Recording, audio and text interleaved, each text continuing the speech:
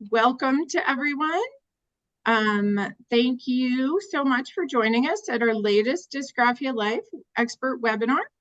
We really appreciate you being here. We're particularly excited about this one, which is all about revising and editing, because we have Dr. Gary Troia with us.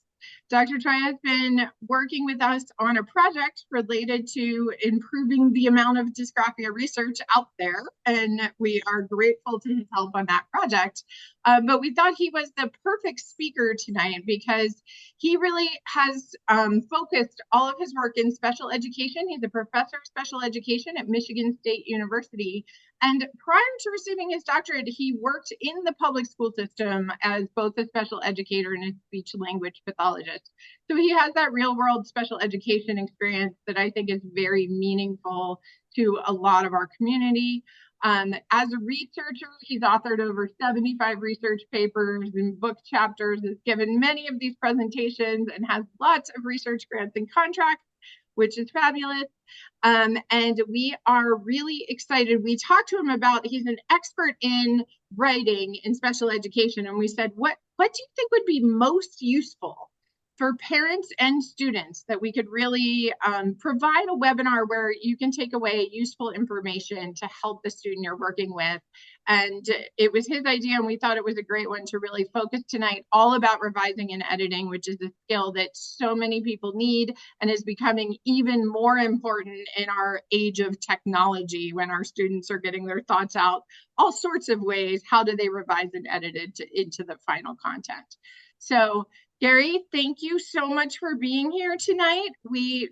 All the attendees, there is a Q&A, so please put your questions into the Q&A section. We will be going through them at the end and asking Gary some questions out of the Q&A. And with that, Gary, thank you for being here. You can take it away. Thank you, Jennifer, for that introduction, and thanks to Jennifer and Amy for inviting me to speak. And thank you also to Dysgraphia Life for sponsoring this presentation. And thank you all to those of you who are attending for taking time out of your busy days to learn more about revising and editing. And I will focus mostly on revising, but there will be a little bit of editing involved also that I'll talk about. So today's presentation, we're going to be talking about several topics. So what is revising? How do we define revising? Why is revising so challenging for students? What are some effective teaching procedures for revising? And then what are strategies that we can provide students to support the revising efforts? A lot of the materials I'm presenting tonight are based on a chapter I wrote in 2013 for the Handbook of Effective Literacy Instruction, Research-Based Practice, K through 8.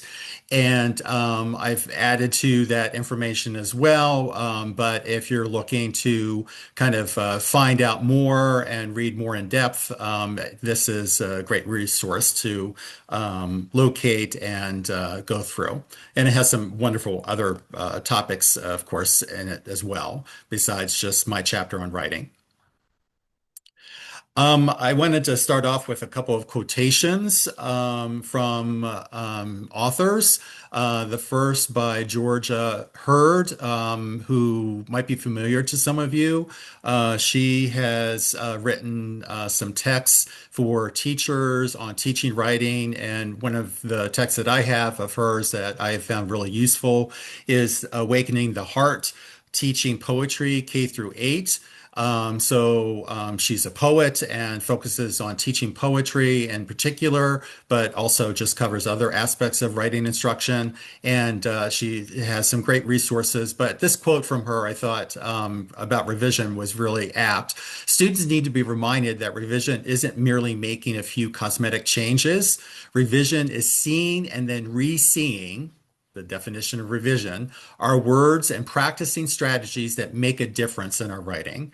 So revision is all about taking a look at what we've written and trying to see it through new eyes as our audience would see it, and to make changes to our writing so that it's more effective, it's more creative, more informative, and is going to communicate better with our audience.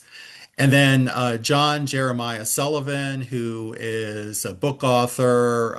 He has written also for the New York Times Magazine. He's also edited the Paris Reviews and Harper's Magazine, I think. And his quote, "I'm a passionate believer in revision, and a lot of my writing gets done during the revision process. It isn't just tweaking. I tend to break it apart and remake it every time I do a new draft." And so there, I think the idea is that revision is something that takes place multiple times, not just once. And it's all about taking what we've written and really breaking it apart and seeing it for what it is and changing it to make it what it needs to be for our audience. So, kind of as a lead in, talking about what is revising. So, first, just some different ways to think about what we are talking about when we're talking about revising is revising again is re-seeing goals that we have for our writing, our rhetorical goals in terms of what we're trying to communicate and how we're trying to get that across to our audience in a meaningful way, the ideas that we've come up with for our writing, and the actual text that is before us. So revising is not just revising the actual text. We want students to also be thinking about how to upgrade, change, alter, revise their goals that they have for writing, and the ideas that they've come up with, as well as the text that they've written so far. And revising is really one of the most difficult aspects of writing because it places a heavy premium on self-regulation and metacognition. And so self-regulation are the actions that one takes to control thoughts, feelings, and behaviors to be strategic and apply effort. And then metacognition is thinking about one's own thinking processes. So taking that reflective stance. And so revising requires this heavy premium on both metacognition and self-regulation. And that's part of what makes it really hard for students, especially younger students and students who struggle with writing.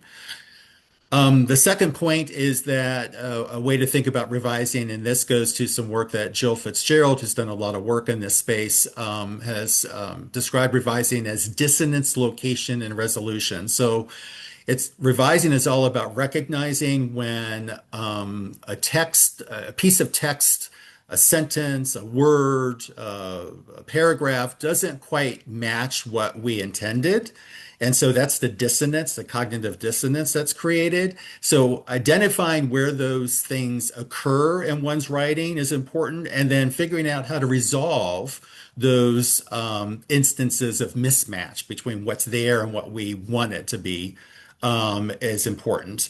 And that also is very difficult because these instances of dissonance occur at larger levels of text, so at the macro level, and they also occur at smaller instances of text, like at the word level or the sentence level. And so those can be competing with one another and can make it much more challenging for students in particular to really figure out what to do. They can be immobilized because they're being faced with, there are problems here at the lower levels of language, and there are also problems at the higher levels of language. And so that's part of the complexity of revision and what makes it so challenging for students.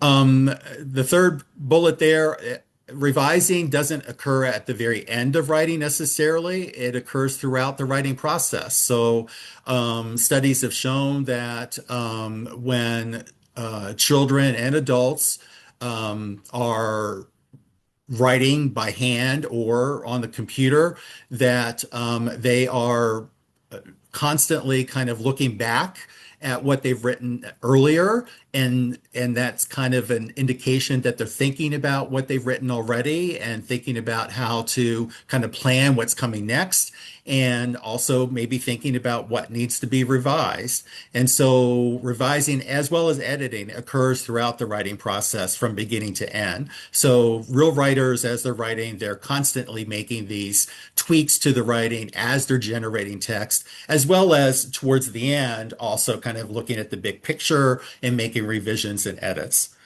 Um, the last bullet there is just the way I think about writing. I think about a piece of writing as like a garden. And because I'm a gardener, a perennial gardener, and so that's why the metaphor kind of works for me. And so I think of writing and revision in particular as with individual plants of, pruning away the parts that are dead or are weak and grafting perhaps stronger pieces of a plant to strengthen the plant, or providing supports like a trellis or something like that. And even within a larger garden, moving plants around, transplanting or tearing things out that really, are not working, and adding other things in to kind of, make things look spectacular.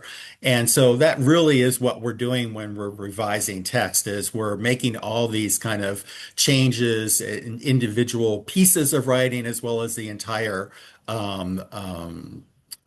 passage that's been written. And going along that metaphor of gardening, a good gardener is going to increase their knowledge about a plant and a garden through the process of growing, of being a gardener. And so a good writer is also going to gain more knowledge about a topic and the process of writing through the act of revision and editing. And they're going to act on that knowledge that they're building. And that's going to allow them to kind of, cut away the parts that aren't working in the writing and add in new detail, new ideas, restructure their text so that it's going to be more meaningful to the reader and better communicate their ideas. So, why is revising so challenging, especially for novice writers and children and youth who struggle with writing, as well as adults who struggle with writing?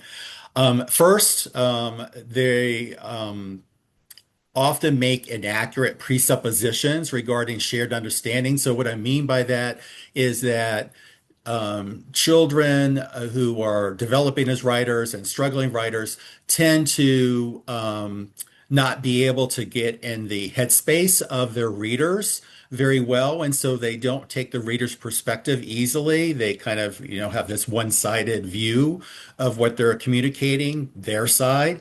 And part of teaching revision effectively is helping build audience awareness and understanding what's appropriate to suppose our audience knows about a topic and what they might not know, and then adjust our text and what we're writing about and the ideas that we're sharing and the details that we're giving so that it matches appropriate presuppositions, what we presuppose that our audience knows about a particular topic. And so children who struggle with writing tend to be inaccurate. They either presume too much shared understanding, and so the writing is bereft of detail, or they might presuppose too little and be overly verbose unnecessarily.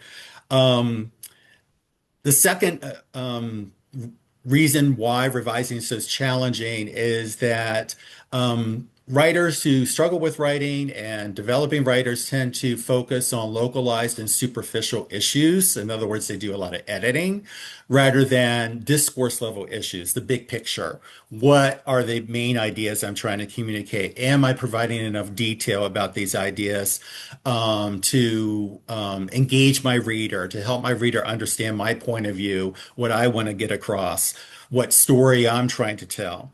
Um, and so that's another issue that presents a challenge in revising. And just to back up a little, one reason why revision is difficult is that perspective taking of the reader's perspective is so difficult. And there's some evidence, for example, that when we're teaching revision, one of the things that we should do first is maybe have students try to revise another student's paper rather than their own, because then they're put in a position of being a reader rather than the writer. And so they have to take the perspective of being the reader when they're looking at someone else's work. And so that's a way to kind of help students enter this kind of realm of revision effectively, is thinking about, being a reader and taking a reader's perspective and trying to kind of inculcate that and think about that more deliberately. The third bullet there is that students tend to miss inaccuracies and confusing spots in their writing, so they aren't very good at detecting those points of cognitive dissonance. And if they do, the other problem is that sometimes they don't know what to do to change it. And so they might recognize that there's a problem, but they don't really understand what they might do to resolve that problem. The fourth issue around revision that makes it challenging is that kids tend to feel very wedded to the text they've already produced. If you struggle with writing, if writing is something that's challenging, once you've put something on paper, you don't want to deal with it anymore. And so one of the ways we can get around that is maybe backing up and not having students write so much, to do more smaller chunks of text, because when they produce a lot of text, then they're not going to want to change the text because they've poured their blood, sweat, and tears into producing that text, especially if writing is challenging for them. The fifth point is that revising is challenging because it requires, writing in general requires, it's one of the most complex things we can do as humans, because we have to manage cognitive, linguistics, so thinking, language, the physical aspects of writing, and motivation all simultaneously. And revising, again, because it places that premium on thinking about one's thinking, metacognition, and being self-regulated, kind of controlling our behaviors and thoughts and actions, and feelings actively, and being strategic and using effort. All of that comes together in revision and in writing and makes it very challenging. The last 2 points deal with what goes on in classrooms. And so, number 6, there's little instruction actually devoted to helping students revise. So, I have a study with some colleagues coming out in a journal this year, and we looked in fourth and fifth grade general education teachers' classrooms for an entire year at their writing instruction. And part of what we looked at was the revising and editing instruction that took place. And we found that they tended to devote very little time to revising and editing. They tended not to use rubrics or checklists to help support students in their revising and editing efforts. And they relied heavily on individual teacher-led conferencing rather than using peer-to-peer conferencing or small group conferencing, which helps teachers kind of replicate and multiply the ability of themselves and others of providing feedback to students, which is one thing that's really important in helping students revise, is giving them feedback about what's working and what isn't working from a reader's perspective.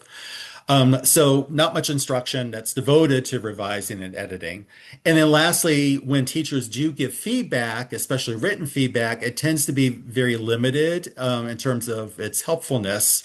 And so there's a study this is a study by Claire et al. In 2000 that found that nearly 60% of the comments that teachers made on students' papers, and these were students in third grade and then seventh grade, and this is across genres, about 60% of the comments were surface level, meaning that they address mechanics of writing. So these would be things that would lead to more editing, as opposed to things that are more substantive, that would lead to more revision. So let's go ahead and do an audience poll. And so the first poll item is if you teach writing, about how many minutes per week do you spend on teaching students how to revise? And so you're going to select one of those choices.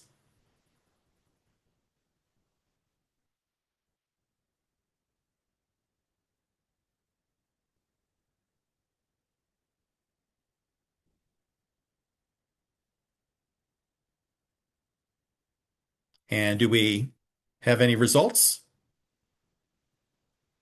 Yes, we have 75% said 0 to 30 minutes, and 19% said 31 to 60. And then there was one outlier who said greater than 90 minutes.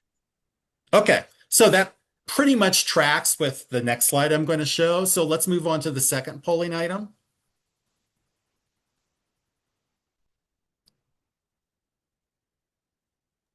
Hold Okay, on, there's our I'm bringing that results. one up. There's your results, and we'll launch the second one in just a moment. Thank you.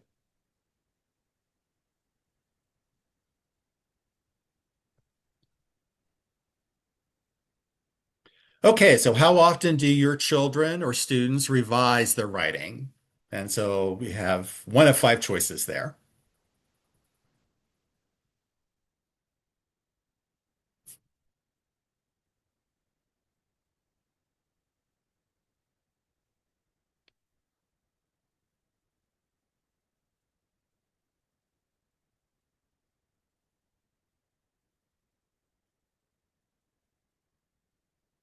And whenever you're ready to share results.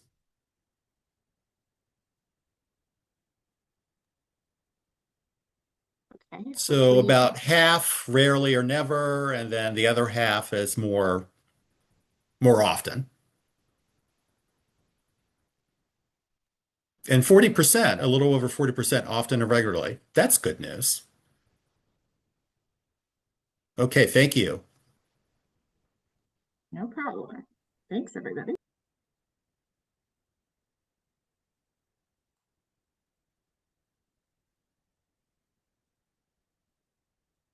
Here we go. Okay.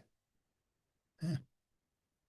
All right. So these are some findings from some studies that I think are going to track a little bit with what we just found in our polling. Bruce Sadler and his colleagues in 2014 did a survey study. I think this was a national survey and found that about 21% of allocated writing time in the primary grades was devoted to revising. So about a fifth of the time. So that's about right in terms of thinking about the entire writing process. So that's, not necessarily bad news, but if you look at the amount of time that's actually devoted per week, 140 minutes per week, so a little over 2 hours, that's actually far below the recommended amount of times devoted to writing instruction and writing practice that's recommended. So from first grade onward, it is an hour per day. So 5 hours a week, and about half of that time should be devoted to instruction, and the other half should be devoted to practice. Now, that can occur across content areas, so it doesn't have to be quote unquote in the writing block or during English language arts time. It can be and should be across content areas. Um, and then I think let's move over to the top right quadrant. The same study by Sadler et al. Found that 15% of primary grade teachers reported using strategies to teach revising. So very few teachers were actually using high leverage practices to actually teach revising. And so one of the things that they found in their study that the amount of time spent revising actually wasn't significantly related to the quality of students' papers reported by the teachers, because this was a survey study. They didn't collect papers and grade them themselves. The researchers didn't. And so it matters what's going on during that instructional time that's devoted to revising. So yeah, a fifth of the time is great, but if what's going on isn't very powerful, then it's not really going to help students in terms of improving their writing.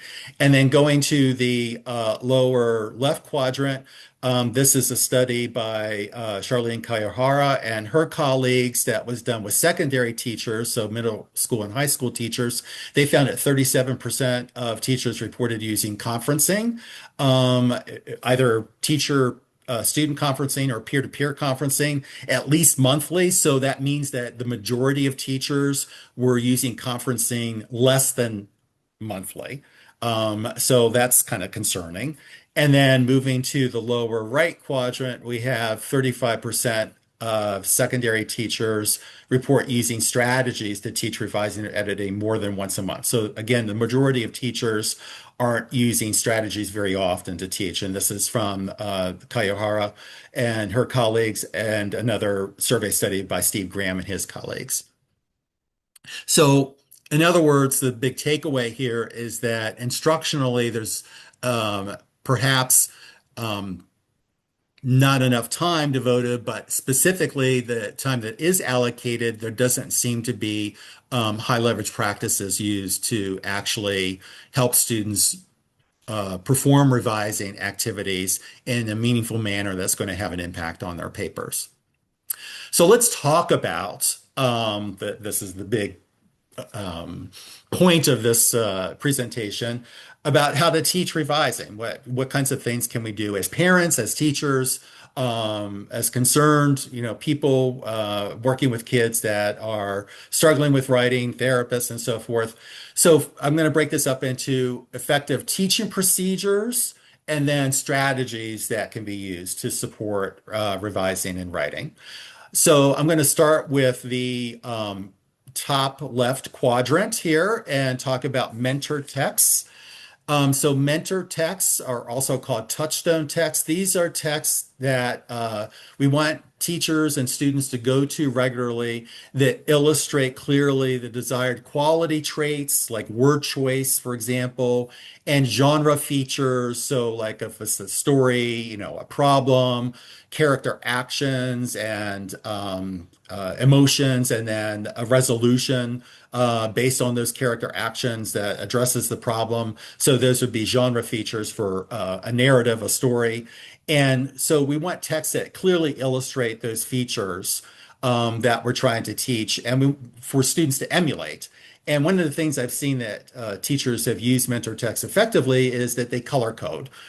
So we might use in terms of story grammar, story genre, story structure. Maybe red is for identifying where the problem is in the story, and green is going to be character actions, and maybe blue is going to be character emotions and reactions to events in the story, and then orange might be the resolution or the outcome of those character actions. So using mentor texts, those go-to texts are really can be very effective in illustrating particular features. So we might be showing a text that is really great at showing how dialogue advances the plot of a story, or how a text uses precise verbs and creative adjectives and adverbs to create vivid sensory details. Um, or another text might be used to illustrate how to use punctuation and capitalization to mark and build cadence in a poem. So if we're teaching poetry. So the use of mentor texts are kind of these go-to exemplars that help students identify what kinds of things they want to incorporate in their own writing. And they shouldn't be long text. It doesn't need to be a whole book or a whole chapter of a chapter book. They could be short snippets that illustrate these particular features. And that's actually better instructionally to take shorter pieces because it takes too long to get through longer passages. The other thing we want to do when we're using mentor text is also to kind of compare and contrast those strong examples of particular features with weaker examples, because that's going to make those things that stand out that much more salient to students. So if we were showing students a text that uses vivid verbs, for example, like a narrative that uses vivid verbs, and we contrast that with a text that uses very weak verbs. lots of said, this person said this person said that, as opposed to whisper, shout, exclaim, words like that are much more kind of convey more nuance. Then that's going to help the vocabulary choice, that particular feature that's strong in the one text, really stand out when we see it absent in another text. And then lastly, with mentor texts, what I already said, that using excerpts from a longer text can be helpful to keep instructional time brief. Um, Let me go to the top right quadrant and talk about flash drafts. So one of the things I said earlier was that students tend to be wedded to the text that they produce, because when they produce text, it's like, this is difficult for me. I put all this effort into it. Now you're asking me to change it. I don't want to do it. So one of the ways that we can kind of circumvent or kind of reduce that response by students is to use what's called flash drafting. So flash drafting is what it says. It's drafting text in small segments and or in terms of length, smaller, shorter text, or in terms of time for very small amounts of time. And those small segments of text that are produced are then, once they're drafted, they can be evaluated and revised.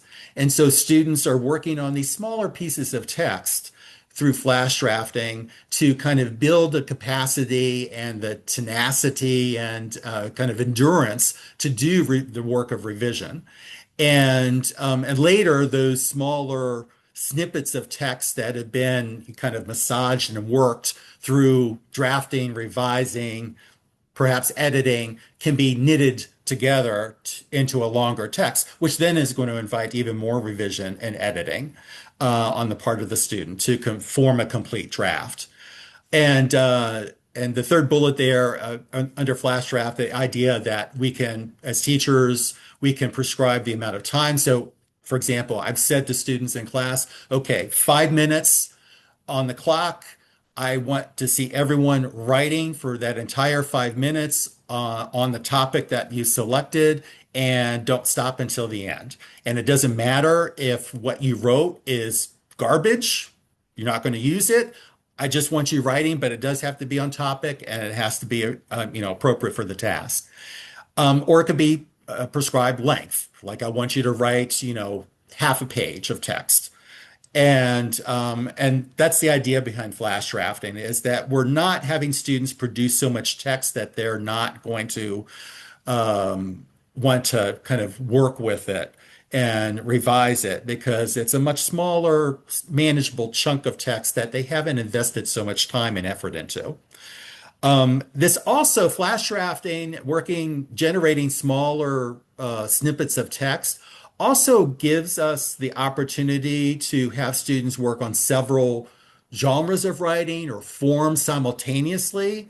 When we're doing instruction, one of the problems in typical writing instruction, especially in elementary classrooms and even secondary classrooms, is that there tends to be this focus on one particular genre at a time. And so by the end of the year, students haven't gotten a lot of fluency and practice in multiple genres or different forms within a genre over the course of the school year. And so having these smaller texts to work on allows them to kind of build familiarity and fluency with producing a bunch of different kinds of texts over the course of a school year.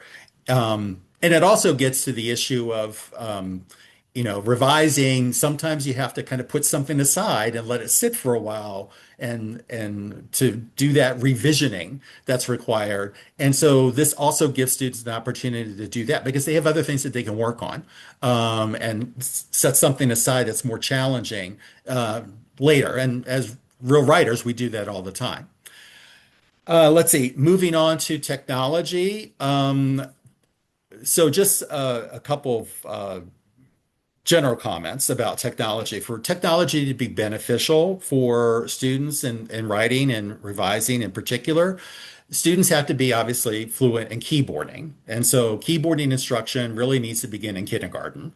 And there are plenty of, tools and software available to teach keyboarding skills, but they really should, even though the Common Core, if you're in a Common Core adopting state, doesn't introduce keyboarding until later, they really can and should start keyboarding instruction in kindergarten because we want kids to be really competent with typing on a keyboard to generate text when they're using a word processor. And it's not the same, on a phone that doesn't translate to a keyboard on a laptop or a desktop computer.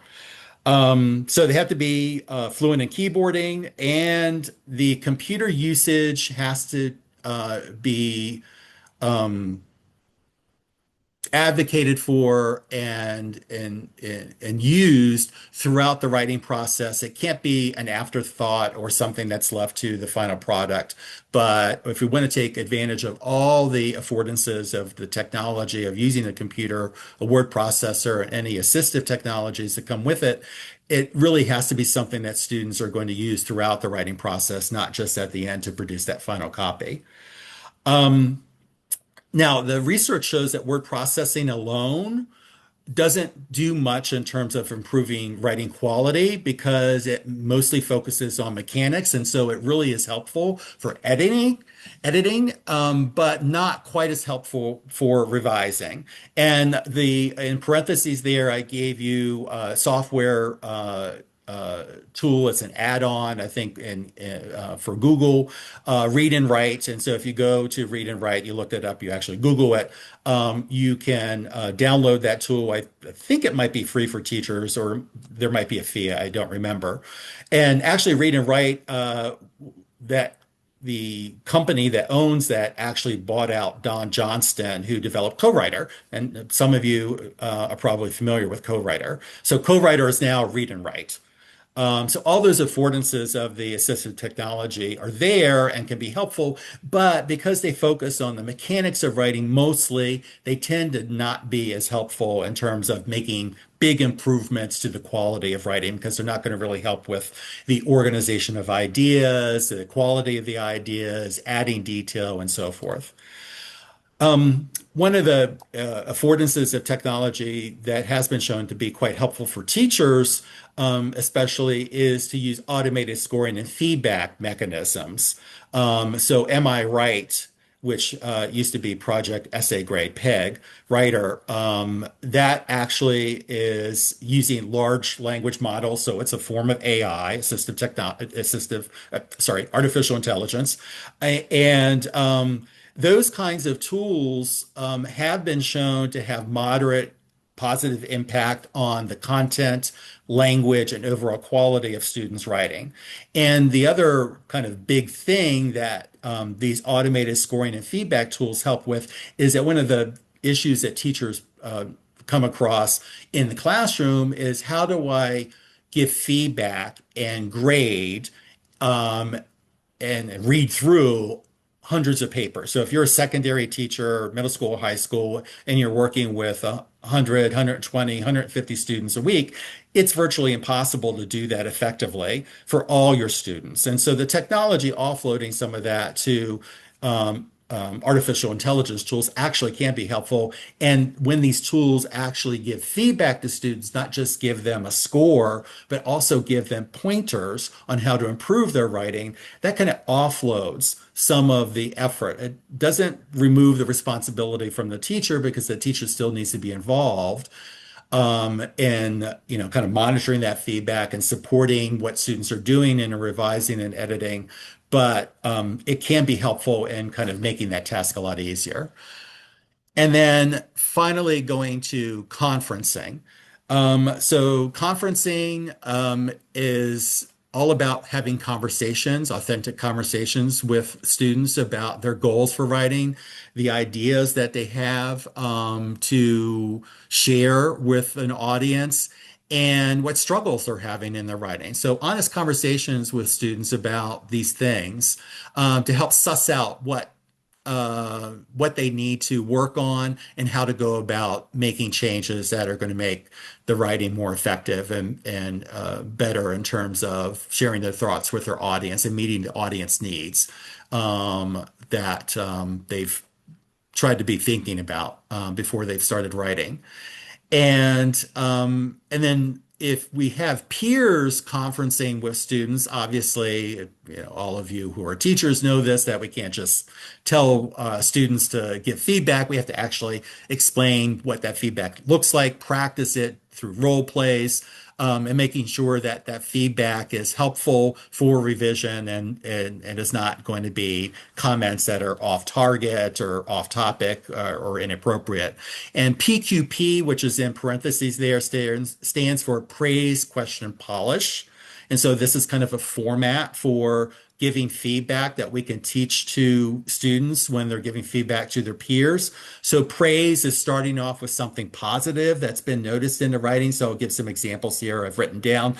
Your use of a short story at the beginning of your paper on the pros and cons of free college tuition really made the topic relatable and got my attention. So I wanted to read your work. So that would be a praise statement that a peer might make to the author. Question. So here's an example of a question that same peer author dyad might share. In the second paragraph, I wasn't clear why adopting free tuition because some other countries provide it is a good argument.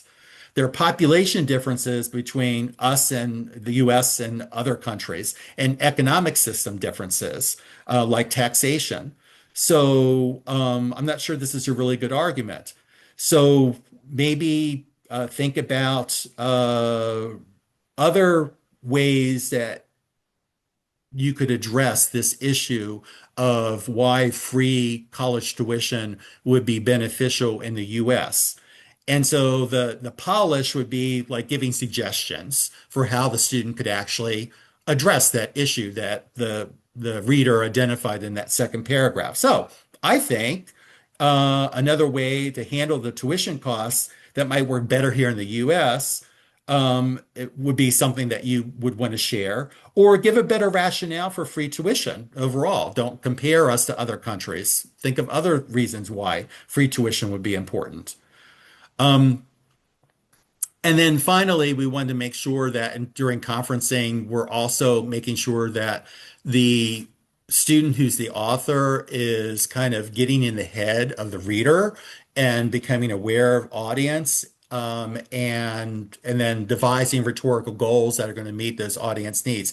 And one way to really kind of amp this up in the classroom is to think about having more authentic audiences, because when students write for teachers, they tend to view it as kind of an exercise, and the teacher's going to grade me. And so it doesn't feel like it's a real writing activity that has real world impact and consequences. And so, I often encourage teachers to think about, how can we, if we're writing a narrative, if we're practicing narratives in the classroom, can we do like an anthology of stories to put in the school library? If we're doing expository writing, informational writing, can we do like a grade level newspaper that is shared with the entire school or maybe other schools in the district? I mean, are there more authentic ways of um, devising audiences that are real, that have real world consequences in terms of their understanding, so that students feel invested in making sure their writing is as effective as possible? That's going to work a lot better in terms of kind of amping up the importance of revising for effective communication.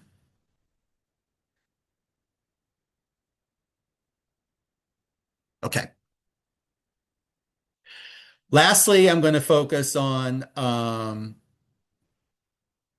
strategies for revising with a little bit of time I have left. So let's talk about goals first. So goal setting is a really important aspect of writing because, as I said, there's a premium, especially with revision, placed on self-regulation, and part of self-regulation is setting goals for oneself as a writer. And so goals can focus on process or content, or we can have students develop goals for both.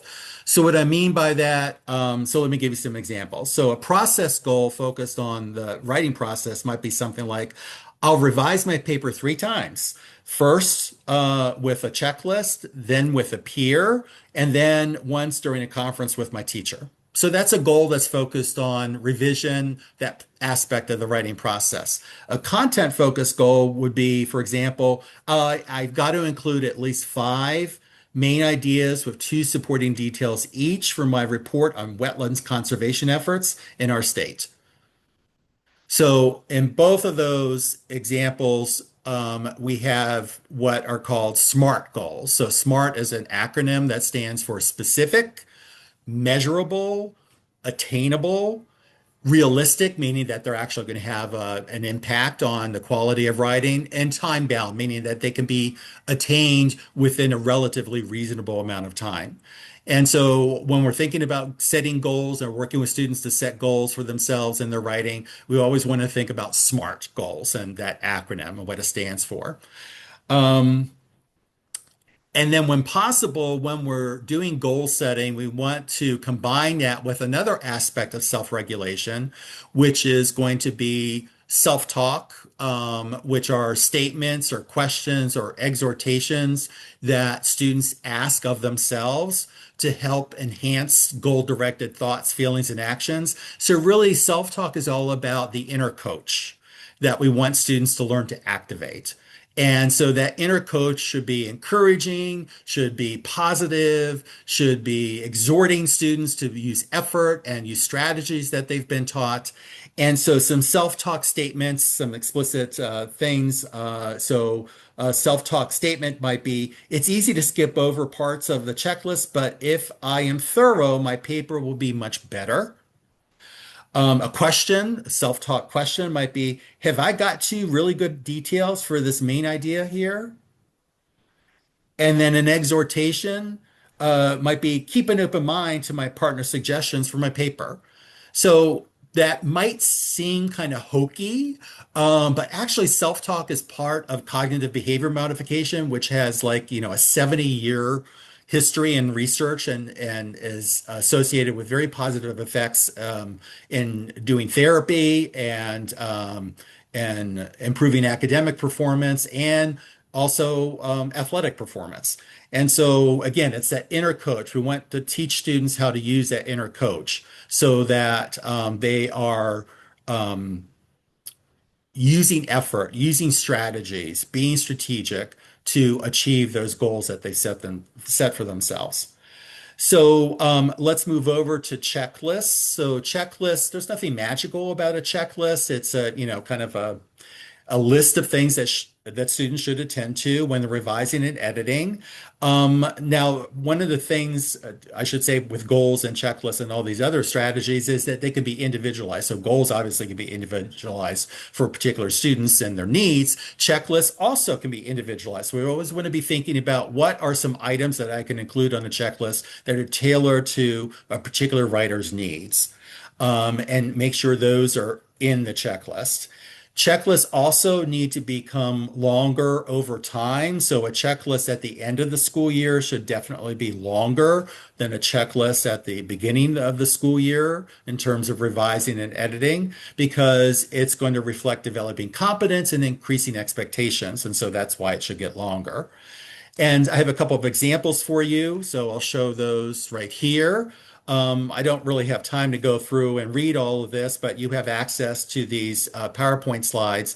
And so search is an acronym, COLA is an acronym. I like both of these, and they do focus on different things. But for example, for search, this might be towards the beginning of the school year, some things I could do to add to this as students develop and become more competent in the revision and editing. I could add for E, which is examine paper to see if it makes sense. I could have, do I have a variety of sentence types and sentence beginnings? So that would be something that could be added on there that isn't there right now. For A, which is ask if you said what you meant, I might add each main idea has at least one supporting detail.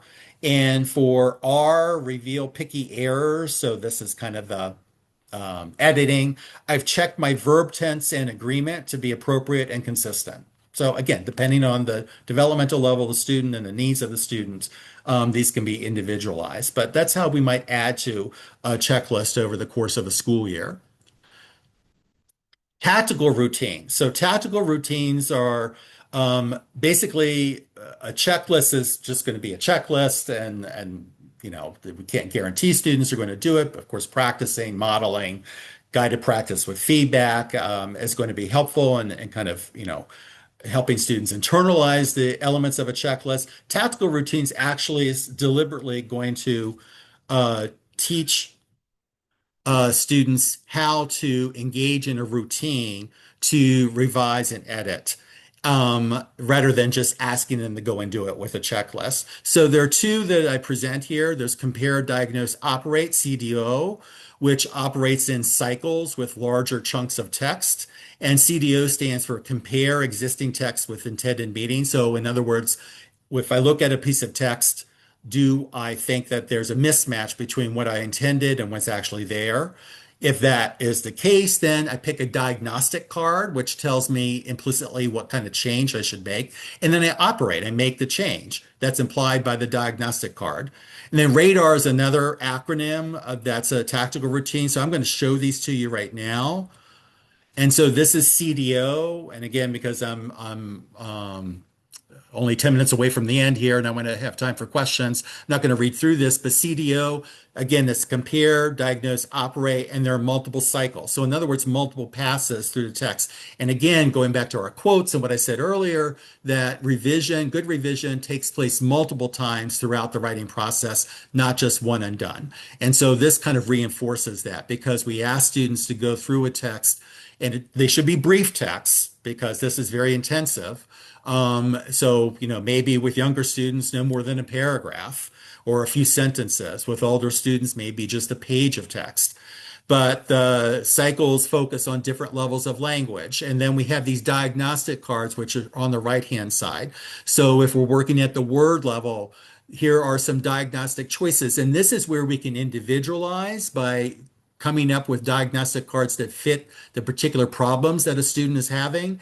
And this also limits the choices, so it makes the actions that one needs to take to make effective revisions more delimited and more constrained. And so that means that it's going to be not as cognitively overwhelming, which is one of the reasons that students struggle with revision is that they're kind of overwhelmed by it. This kind of reduces the task to something more manageable because they have a short list of things to choose from that could be problematic in the text that they've identified as something's amiss.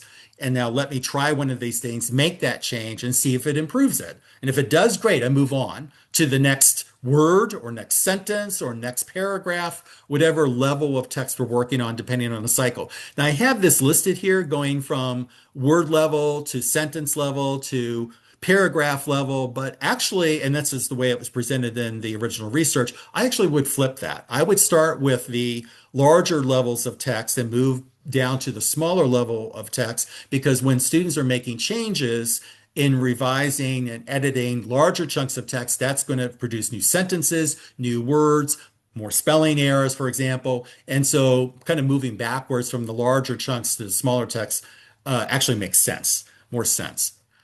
And then radar, again, I'm not going to read through this, but radar is an acronym that stands for replace, add, delete, and reorder. So the things that we would expect students to do when they're revising and thinking about those different levels of, or kind of the gardening metaphor again, how to replace words and text that aren't working, adding in new detail, new ideas, deleting things that aren't working all together, and then reordering when something doesn't flow appropriately. And then I have a couple of lesson plans there. It's a two-part lesson plan that helps take students through the process with explanation, a demonstration by the teacher, and guided practice in small groups, and then with peers before they actually get to doing this on their own individually with a piece of writing. And again, these should be short pieces of writing. And then lastly, with the last couple minutes I have, cooperative learning. So, one of the ways that we can help students revise, again, working with peers, is to use more cooperative learning frameworks where we have a group of students working together. So, one of the ways of thinking about cooperative learning is what's called the exchange compare or story impressions method. This is developed by two different researchers, but basically it's the same kind of thing, where we have a group of students that work together with assigned roles. And because we assign the roles, that means we can tailor those roles for individual students and their strengths. They collaboratively write a predictive summary on a topic using keywords that are introduced and taught by the teacher before they actually read a text. So they write a predictive summary based on the vocabulary that they've been introduced to. Then they read the text, then they revise that predictive summary to match what they learned from the text that they read. And then they discuss that with other groups. So this is a great cooperative learning activity to work on revising with a whole class and students working in smaller groups. So I'm going to stop there and we'll go ahead and take questions. Great. Thank you so much. I learned a lot. I know. We had a couple of people ask if you would be able to provide some of those resources, a list of where to find some of them or things like that, if that's possible after the webinar. Hmm. And then one that I think was really interesting and timely that came in was how do you think about revising when the students are learning more about ChatGPT? And I think that could be thought of in two different ways. Like, how do you revise if they used that for a draft? And also, some students may be trying to use it for their revising. And I can imagine there's a lot of pitfalls there, but what are you thinking about technology and AI models and how that plays into this whole revising process?